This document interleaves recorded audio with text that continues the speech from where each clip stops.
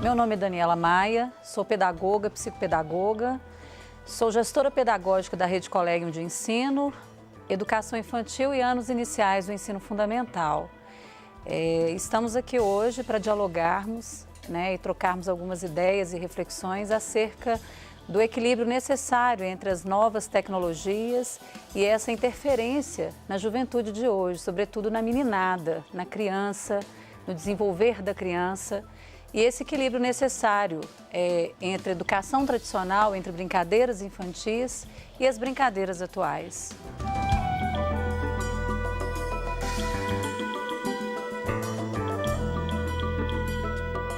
Meu nome é Paula de Souza Birchall, eu sou professora da Faculdade de Psicologia da PUC Minas, sou psicóloga, doutora em Psicologia do Desenvolvimento Humano.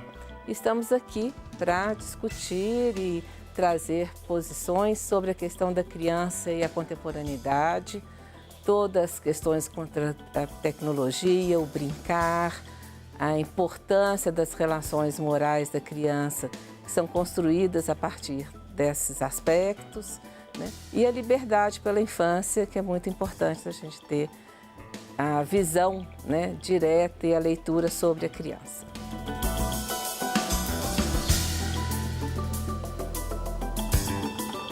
Meu nome é Laurene Davi Ribeiro, sou professora na Rede Municipal de Ensino de Contagem em Belo Horizonte, atuo nos anos iniciais e sou pedagoga, psicopedagoga, e vamos discutir aqui um pouco sobre os limites, o equilíbrio da questão da tecnologia na infância, até que ponto que nós podemos ir, até que ponto a gente pode dar uma freada, a importância mesmo da relação da criança com esse novo universo que se abre para todas elas.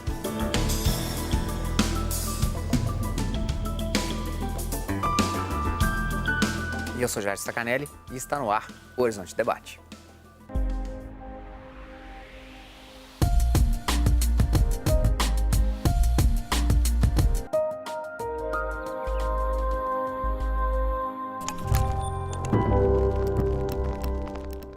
Olá!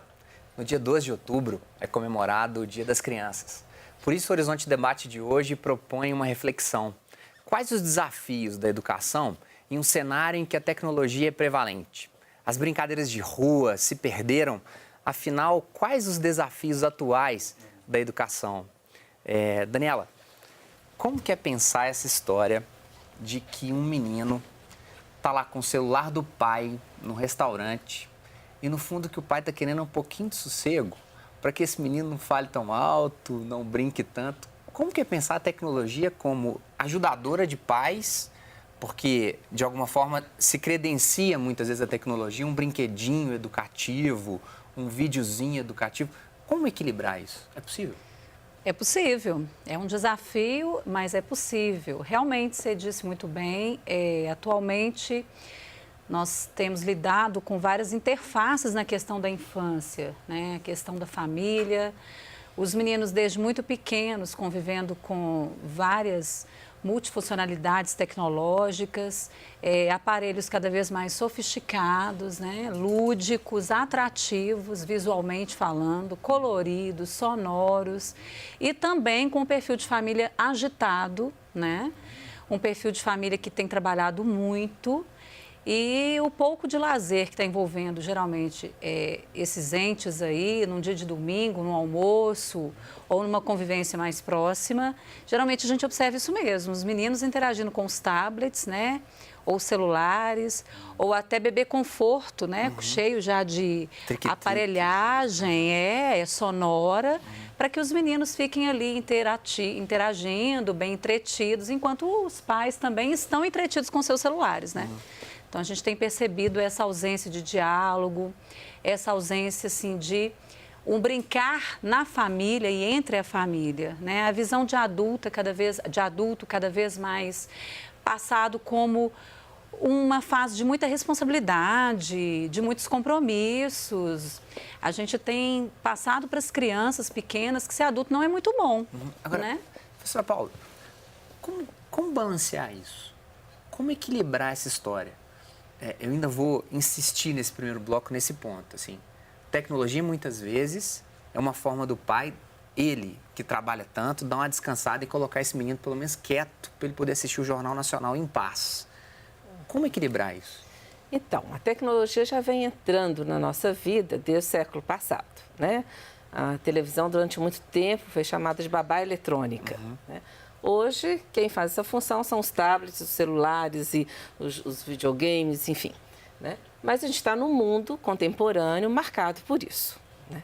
Então, é necessário essa questão, né? O mundo tecnológico está na vida infantil, mas ela não pode ser a principal fonte, né? O principal meio de convivência da criança, a principal maneira de brincar, de interagir com esse mundo. Ele existe? Existe. Ele é necessário? É necessário, porque uma criança hoje, desde pequenininho, já tem seus botõezinhos para apertar e o mundo está colocando isso, né? Aliená-lo disso também não pode, mas tornar a única maneira ou a principal maneira, quer dizer, buscar esse equilíbrio que é fundamental. Então, como que é isso, né? Tem o tempo, o pai precisa assistir o Jornal Nacional, né? Ótimo. Mas o que ele pode fazer? Necessariamente um tablet ou você pode colocar uma mesinha com brinquedos, com lápis, com outras possibilidades que a criança está sentada perto do pai, não tem nenhuma coisa que vai atrapalhar que o pai faça a atividade dele, mas que não seja a única opção, um tablet, por exemplo. Né? A gente perdeu, Laurene, um pouco desse senso de responsabilidade que é preciso passar esse tempo para esses meninos. E depois do desenho que ele produziu ali do lado do jornal, nossa, que lindo, vamos colocar na geladeira? Eu acho que os pais, igual a Paula falou, Daniela, desculpa, no início, né? Essa questão das responsabilidades, de estar o tempo todo justificando uma ausência em cima de compromissos, de responsabilidades, eu preciso fazer isso, eu preciso fazer aquilo outro, e está sonegando esse tempo para a criança, né? A gente tem várias possibilidades onde a criança pode estar ali naquele momento, enquanto o pai executa uma tarefa, ela pode estar ali por perto, não só intertida com a questão da tecnologia, mas desenhando, brincando, colando, colorindo, e está tirando disso um proveito. Né? Depois de estar finalizando aquilo ali, não é só desligar a televisão e agora cada um vai dormir, vai fazer... Não, é de estar resgatando. Então, vamos ver o que você fez. Né? Enquanto eu estava ali fazendo o que eu precisava fazer, o que você produziu, vamos guardar isso foi legal, foi bacana. Né? Então, acho que os pais precisam estar buscando esse equilíbrio. Tem atividades para se fazer, tem compromissos para se cumprir, mas temos uma criança em casa, né? Fizemos a opção por ter filhos, então temos que fazer a opção também por estar planejando no nosso dia um momento com essas crianças. Gosto muito de um jornalista de educação do New York Times, o Paul Tough. Falar com especialistas em educação é algo muito bom, porque às vezes a gente vai falar de um especialista e é bom curtir na carinha de vocês, assim, se o cara é bom ou não. Eu acho que a expressão foi boa, então isso é legal. O Paul Tough vai falar que existe uma questão de um estresse tóxico para essas crianças dessa idade que a gente está conversando aqui agora, entre os 2, entre 1,5 e 4 anos. Que esse estresse tóxico, tanto da briga em si, do conflito dentro de casa, quanto do abandono, faz muito mal para esses meninos. Redundante o que eu estou colocando aqui agora. Mas que os pais podem e precisam fazer um certo amparo para que esses meninos consigam moldar o cérebro, consigam moldar a personalidade, para que eles deem conta, por exemplo, de lidar com o fracasso, lidar com criatividade frente aos desafios, que talvez seja o ponto, na minha opinião, que a educação pela tecnologia mais falha. Esse papel em branco e o menino não saber o que fazer com o papel em branco, porque na hora que ele está de frente do Baby Einstein, ou ele está de frente de algum tipo de desenzinho onde ele tem que seguir, as rotas já estão todas muito prontas. O Lego que está todo muito pronto, que já tem instrução. Por que não segue aquele carrinho que está ali e faz um carrinho de 3 rodas? Sim. Não tem outra opção. Por isso que eu acho que a ideia do papel A4 branco na frente do menino e uma caixa de giz de cera é fantástico, tanto quanto um Lego de R$500. Não sei o que vocês pensam. Ou uma caixa de sapato cheia de pedaço de coisas.